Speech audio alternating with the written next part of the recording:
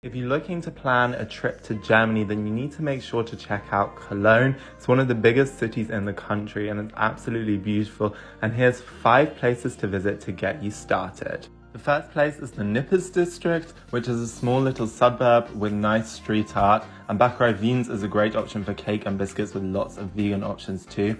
Then we're heading to the Media Park, where you have a beautiful lake, TV tower, cinema complex and restaurants as well. Heading on to the old harbour area and the Kranhäuser. This is so beautiful, and although it's no longer used as a harbour, it's now residential and office area. And then next of all, we're heading to the Kölner Dom, which can absolutely not be missed. The cathedral is absolutely stunning and there's free entry to go inside as well. And then finally, check out the Köln-Deutz region, take a trip to the Rhine Park, see a show at the Tanzbrunnen, or head to Heimisch Cafe on the High Street. And in the spring and autumn, you'll find a fun fair here too with amazing sunsets. Make sure to save this video for planning a trip to Cologne, and make sure to follow me here for more great travel tips and inspiration as well.